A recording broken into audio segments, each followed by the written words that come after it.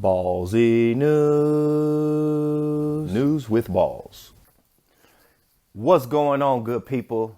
Welcome back to Ballzy News. News with balls. Y'all know what's up. It's your boy, Bug Ballzy, back with another installment. I hope you guys enjoyed the first one. We all got our own genius. We all got our own strengths. And I just know mine sometimes can be seeing things where others don't see it. And then they come around later and they may never say, hey, Buck, you was right about that. But I see it in their actions. I see it in their deeds. And they show me their appreciation in other ways. So I'm here to give the appreciation back. I feel like I have a good eye for what needs to be talked about, what's not being talked about. Because my whole thing is you could talk about the consequences of a problem. You could talk about, the symptoms of a problem, or you can go straight to the problem. And I think that's a lot of people's disconnect. They don't see how they can affect change. They don't see how they can make a difference in their world. But it all starts right here. Your world is how you perceive. And we've been sold a bill of goods. So until we recondition our mind to see the world properly, then we're always going to be stuck in another person's perception of the world. My daughter called to say she didn't want to complete her homework. Now, this wasn't adolescent laziness. She was disturbed by what she was being asked to do, which was pretend you are a slave who has decided to escape from Louisiana to Chicago. Go on Google Chrome and find the distance you have to travel and map an escape route for you and your family.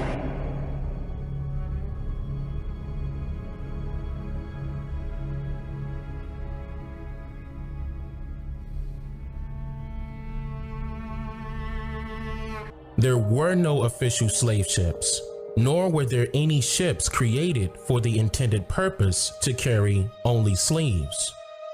These depictions that were mysteriously given to us about these ships manipulated the mind into believing that there were actual slave ships that existed, when in reality, there is no hard evidence to support this heavily campaigned theory. Look at that. This is sad right here. Right here. Look at that. There's some image you probably could Google. Look at these depictions. How can we ever have the change that we want if we're stuck in somebody else's version of what this reality is? So that's where I start all the time. Even on Cushion Chemtrails, we have my boy Cap One on. What up, Cap? Recently, and he said he loved how we used to do the breakdowns on etymology. Well, that's the same thought pattern right there, is because we use these word spells and we put them on ourselves, and we don't realize that there's never going to be a change if we don't change the way we speak, change the way we think, change the way we move. All those are tied together. Our energy, what we eat, our gut biome, you know what I mean? Our whole body system has to be damn near, for lack of a better word, like a machine, like running smoothly, you know what I mean? And it's simple. It's so simple, but we just complicate it at every turn when we choose to be told what to do better than using our own instinct, and our own know-how. We've given up our know-how and given our power to people who we deem as experts, and I'm calling all those people out. In my estimation, those people aren't experts, and that's what I'm here to show you why. Daddy, is all history different to what the teachers say? Some of them. Why do I have to learn it then? Because that's what people believe. But it's not true. It's as true as it needs to be.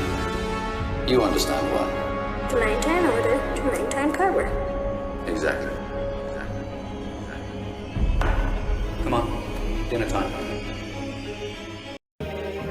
For example, if a black person living in America thinks they are liberating themselves by identifying as a black or African, they are living a double lie, neither of which is true.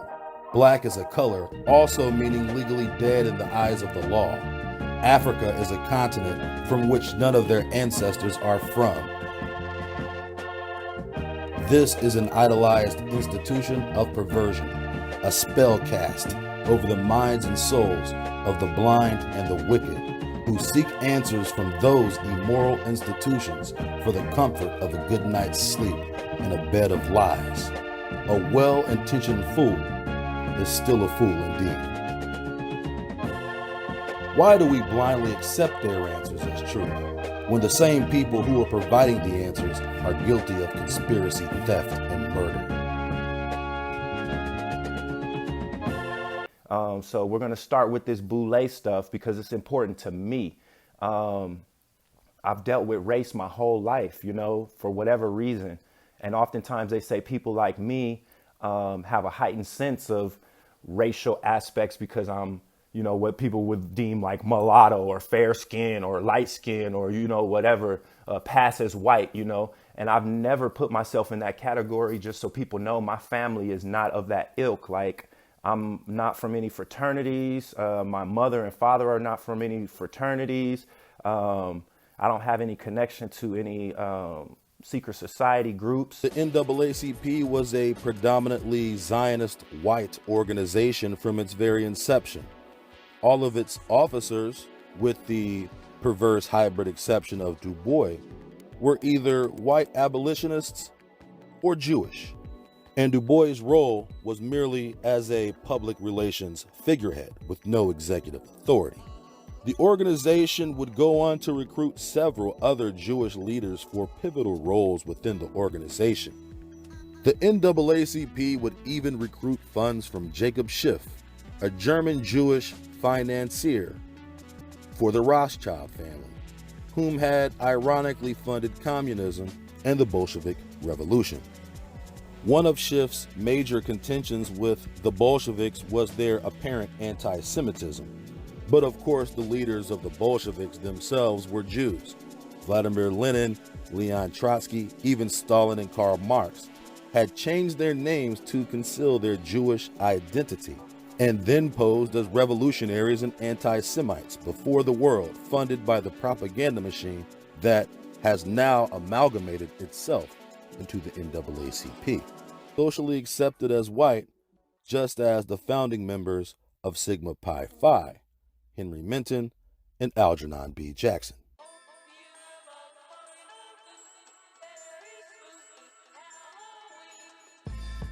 Passing for white was obviously a theme for the inaugural class of Sigma Pi Phi, resembling more of a mayonnaise convention than a society of strong black men.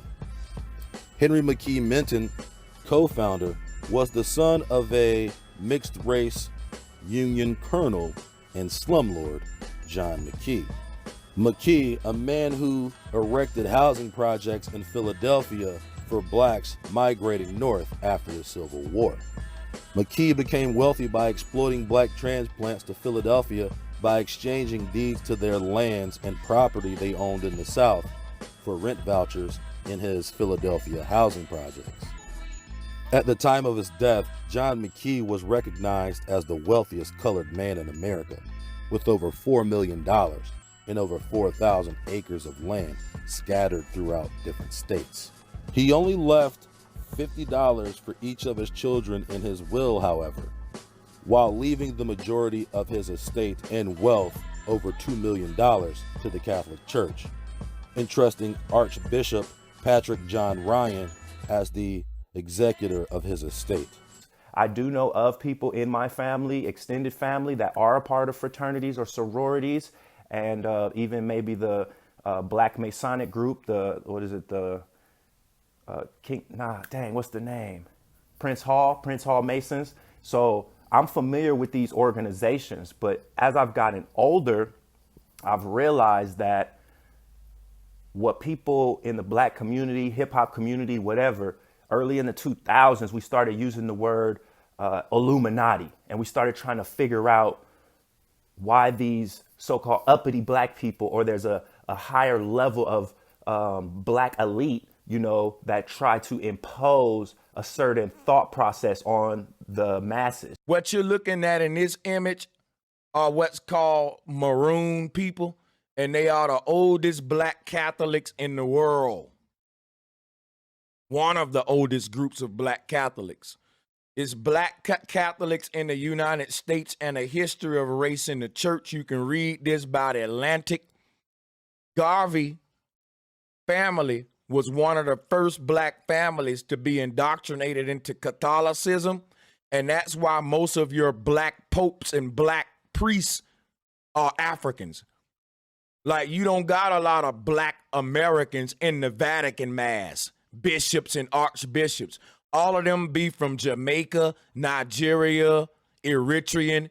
They got a contract with the Vatican. You know how all our families became Christians? A lot of foreigners came here and they wasn't white, bro.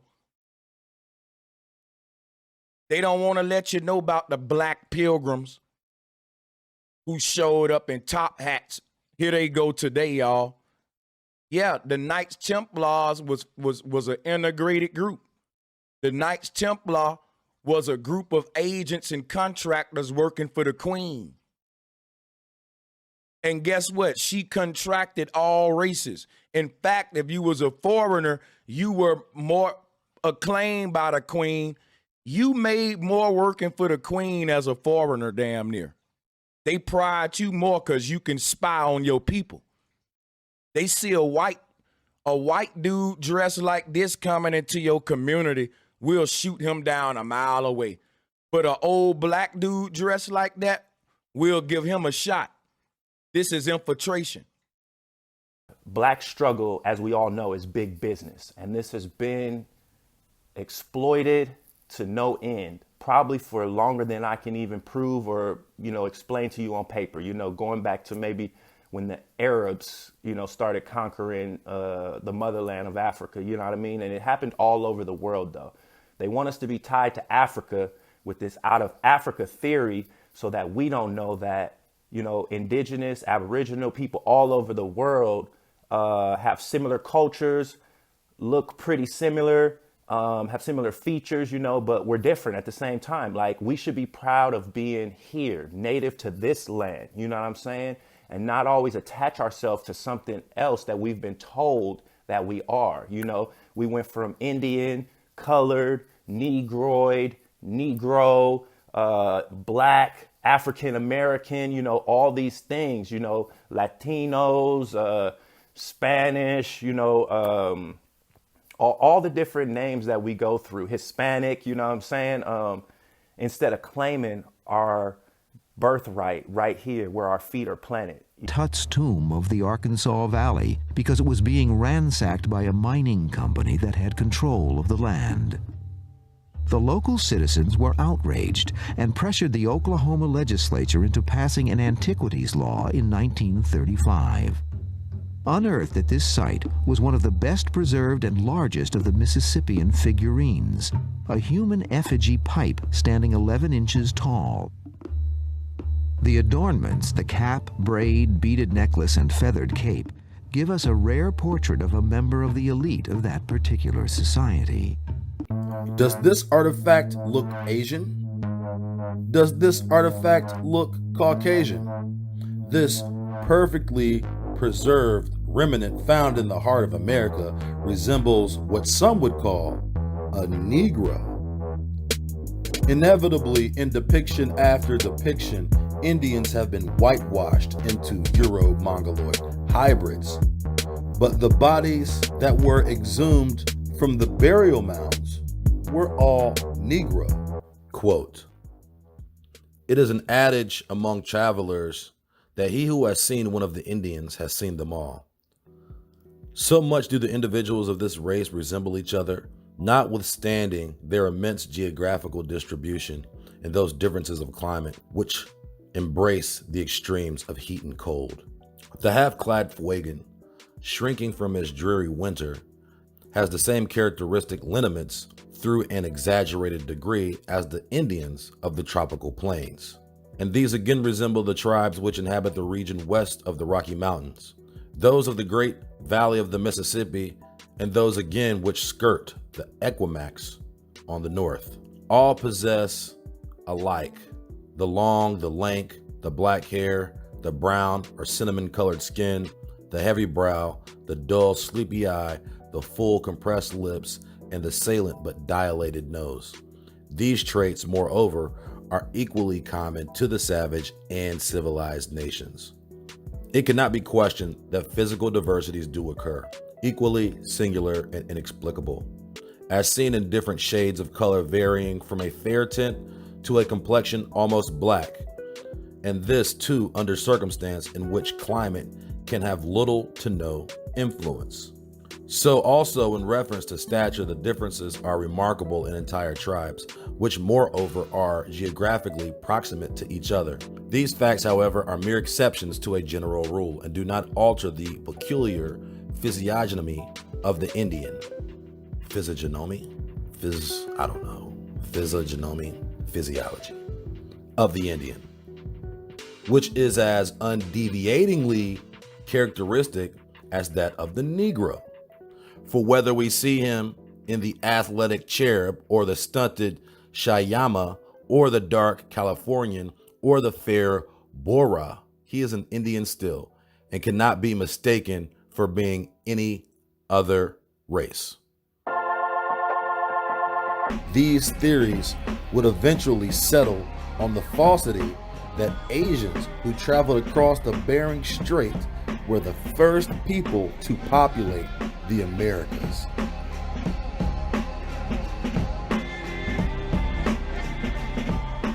This was an answer the whole academic community could support.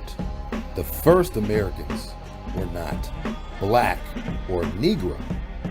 They were Asian, and not a civilization or race of people unto themselves. This essentially shut the case on the ancient history of the Americas. One critical point that lies at the heart of every European.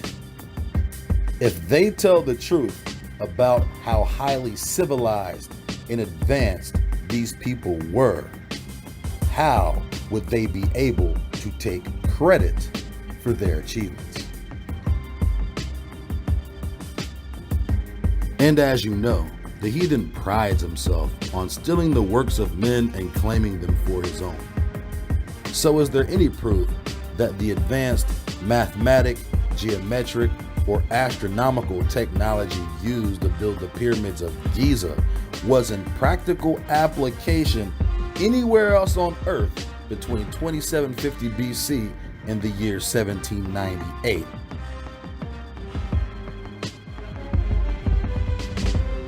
When, according to Egyptologists, it was lost only to be recovered by the French in Egypt. So our mind has been washed and something else has been put in its place. And I understand now that it's time to clean it up. It's hard for people because once you take something away, you have to now replace it. So people haven't been able to catch up on their own on the knowledge, the information, the consciousness that has been coming amongst all of us in this time. So it's incumbent upon all of us to raise the elevation or elevate, the consciousness, the cognizance of the times that we're in, the severity of it. Some people want to look at it as biblical. For me, it's just about getting back to what's real. And some people just can't discern what's real anymore. And I understand because they've made it very, very difficult. To keep the black masses in a state of perpetual confusion and ignorance. What better way than teaching Christianity to house niggas and then having some of those house niggas propagate the black masses with futile race rhetoric from docile, dainty Negroes who despise their own people? The mindfuckery is extremely well calculated. Create a class of uppity conformist Negroes and use your resources to champion these individuals as the brightest and best.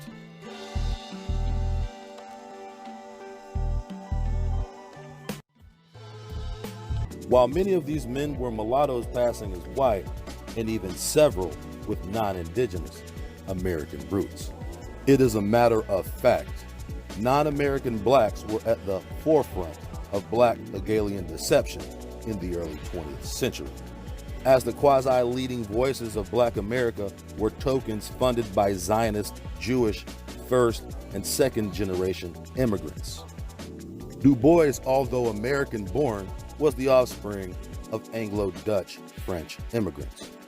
His greatest adversary, Marcus Garvey, was a Jamaican-born immigrant who proposed the idea of American blacks going back to Africa as though the entire black population of America had been a product of the slave trade, as did Du Bois.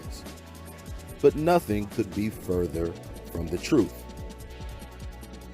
So as a brother, like I said, dealing with race my whole life, I never internalized it. You know, I never felt better than anyone. I actually got upset when people would call me those terms, light skin, good hair, you know, pretty boy. Something inside of my gut always knew that that wasn't manly and that wasn't becoming of me. And they weren't really bigging me up when they were saying those things. It goes into the black fear of being betrayed. You know, things that we create are often taken from us, repurposed, repackaged, and sold back to us. That's what I said about the black pain being exploited forever. Black gold, you know what I mean? This melanin is just a bottle of creativity and knowledge and wisdom because we have the DNA that expands throughout human existence. You know what I mean? So we're the source kind of, and people pick at the source and tear it apart and then demonize it as if it's primitive, it's not worthy, it's unhuman, and it can be experimented on and manipulated at will. So yeah, this is the state we've become, we've fallen into, and it's those elite, those bourgeoisie that have further perpetuated it. So it's even our own people. That's why it's so hard for us to see and comprehend and understand, because we get so caught up in the victim mentality and we want to attach ourselves to said struggle. And there's nothing in your heart wrong with that, but in the physical quantum realm, as we know, we make our own reality based on our feelings and our heart and our mind and our chakras and the energy we put out. So we're being given a reality that we're accepting and clinging to, and it will never change as long as we continue to give it power. Zero evidence for morphological characteristics of excavated bodies in burial mounds to have any Asian or Eurasian characteristics. This essentially blows the top off any race theory that says Negroes did not inhabit the Americas prior to Eurasians. For this reason, pre-Columbian history of the Americas has been redacted from the classical historical narrative. To unravel the true history of America is to unravel the true history of Europeans. And if this were done, we would all see that all academically accepted history is a mountain of lies fabricated to push European superiority. That's the main thing I'm trying to get people to see here. It's crystal clear to me. You know, the power is right here. We could make change today. We could make change tomorrow. Do I have faith that we would all do that? Not so much, because it would be needed to be done collectively. And this is why they know that the bourgeoisie will always cut down the real messiahs. They prop up a messiah for us in order to sway us to be led, you know, continuously, instead of being our own leaders, or instead of finding a true fight that takes us back to our state of Zen, enlightenment, where nothing can touch us, where we're not stuck in the matrix, where we don't give up our own power and, you know, pretty much forfeit. We're forfeiting, people, you know what I'm saying? And we got to wake up to what's really going on. You know, going back to my story, you know, the boys in the neighborhood, they're going to rib you and get you wherever they think you're sensitive, you know. So picking at me for being whatever pretty boy, I would never let them see that it bothered me. So it didn't go on too much. I never got in like major physical altercations because of it, because I stood up for myself, like, you know, whatever, chill out with that stuff. You know what I mean? I knew it was there. I knew that hate was there, but it was what it was. I know how to deal with it. But when it started coming from the women, that's when it really hit home. You know, of course, a lot of men have been through, oh, they'll call you homosexual or something if you're not as masculine as they want you to be. But I didn't get that too much. But I remember this one girl, I still know her today. We went to high school together. She called me Sadiddy.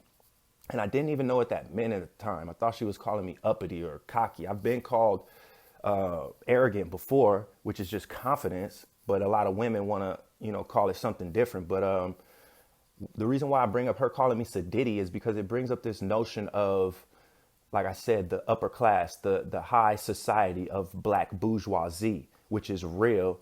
And that's why I wanted people to see this information because it's necessary. So shout out to the brothers that brought this information. I hope we get more content from them. The Boulay preview on UBTV. And I'm also going to get you some Dane Calloway because I think it just goes right along with what we're discussing right now. Dane's been breaking down how they've misclassified us. And it's paper genocide, basically, people. They took our land from us by just basically reclassifying us. And over time, we went for it. What's a depiction? A depiction is an old French word that is defined as a portrayal in picture or a representation in words, a portrait. What is also very important to note here is that by creating a portrait or a portrayal of a depiction, it does not have to be accurate. It is just meant to show a generalized likeness or an idea of something by way of imagination that is agreed upon.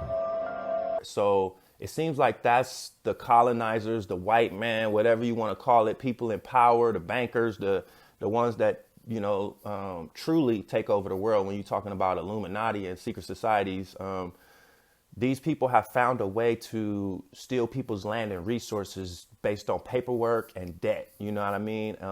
Treaties that they don't own and things like that. And warfare via, you know, dang, what are those things called? Biological warfare, like we're under right now. So their tactics haven't changed. You know, they came over here with the blankets and the sicknesses, you know, and who knows if that story is even true, but basically they're telling you that their tactics haven't changed. They're still doing the shit today. The World Health Organization, the UN, you know, all these organizations and charities that they build in the name of humanity, like they do the same thing. Missionaries, you know, exploit indigenous people and pervert their mind with their religion, their reality, and now we're living in their reality. So until we get off of the damn tit or the plantation, who's your fucking daddy, then we're just in this perpetual state of lostness. So I choose not to be lost. Shout out to Dane Calloway and UBTV and others out there who also choose not to be lost. Shout out to Kanye West too, because he took a lot of flack for a lot of his statements, but I think he's pretty much saying the same thing. Slavery is a choice at this point. And it probably always was, according to Dane Calloway, because slavery was nothing more than indentured servitude. Whites were brought over here as indentured servants from Africa. So were they slaves?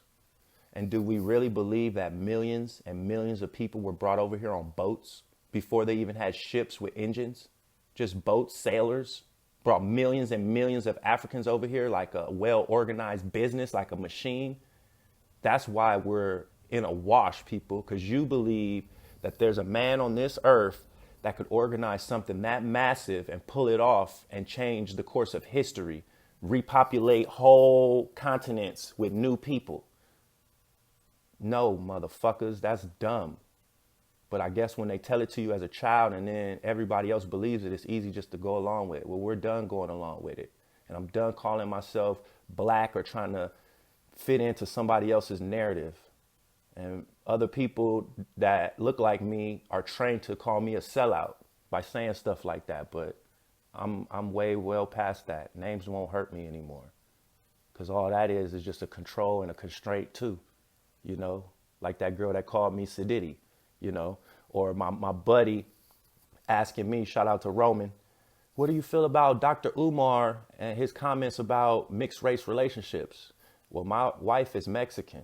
And the more and more I learn, me and her may be more indigenous than people that call themselves whatever, African. So I'm fine with me and my Mexican wife and our Mexican black children, whatever you want to call it, because I don't even call myself black too much anymore. I just say that for your understanding. I call myself melanated, indigenous, or just a person of the world, man. I'm a God body. All those names and labels was given to you, created for a reason. What was the reason? I answer to what I call myself. So that's where we at with it. I told all those personal anecdotes and brought these clips to hope I make that point. But yeah, he asked me what I thought about Dr. Umar, and that just makes my point even further. Is like they want us to be caught in their paradigm, even these Pan-Africans and people in the conscious community. You know, Pan-Africanism, Moors, Nuwapian, you know, gods in earth, Kemetic, all of that stuff. It's all great and it's all beautiful, but it has a purpose. Like, I'm growing out of all of that stuff, you know, because it's good to get knowledge, but I need to understand where I'm at right now. I'm not in Africa, unfortunately. I mean, fortunately or unfortunately, I don't think it has any bearing. There's people in Africa, and if they need help, I hope they get the help they need, but their help is within them. Our help is within us. That's the whole thing. I don't need to save Africa. I need to save me. And by saving me and doing what's right for me, I'm changing paradigm right there. Changing it for my family, changing it for my kids, changing everywhere I go and step, the energy, the vibration, the light that I'm shining, and the way I'm carrying myself. I'm never here to put anybody down. We're here to build it back, y'all. So let's get it, man. And let's stop attaching ourselves to things that was given to us and recreate our own Wakanda or whatever world you want, you know. Again, I just gave you a narrative that somebody gave to me, Wakanda, but it's something that you know what I'm talking about. So we'll run with it for now, but make your own reality. You know what I'm saying? So I love y'all. Thank y'all for tuning in. Hopefully this brought some light to you. And yeah, man, keep researching. Research more from Dane Calloway for sure, because I only gave you a small clip on purpose, because I just wanted to pique your interest for those who don't know about Dane. Because I'm not going to sit here and repurpose his material as my own, or like I'm some enlightened person. No, I'm just here as a vessel. So to bring you what's up so you can look at it yourself, because that's the best way, you know. You teach somebody how to fish. I'm not feeding you, baby. So yeah, love and light, Buck Ballzy News, news with balls. Don't let them take your balls away. Or women, don't let them take your divine feminine away. And men as well, like, just because they pushing all this agenda stuff, don't let them make you ashamed of your divine feminine inside of you too. We both got feminine and masculine energy, and we got to learn how to balance this thing out, balance this world out, live with compassion and love, but be firm and stand on your square at the same time. Assertive. Like, all of these things go together. Like, this is a flow. This is what's up right now. I'm loving this. I love y'all. I feel so empowered right now. This is how it's supposed to be. You know, speak your truth, be your own change, be your own reality. I might not have $1 in my pocket right now, but I believe in me, and I know I can manifest and create, because I come from abundance. I am abundance. I will be good. I manifested this situation that I'm in, and I'm going to keep manifesting better ones to the future. Let's do the same. Peace. Ballzy News. News with balls.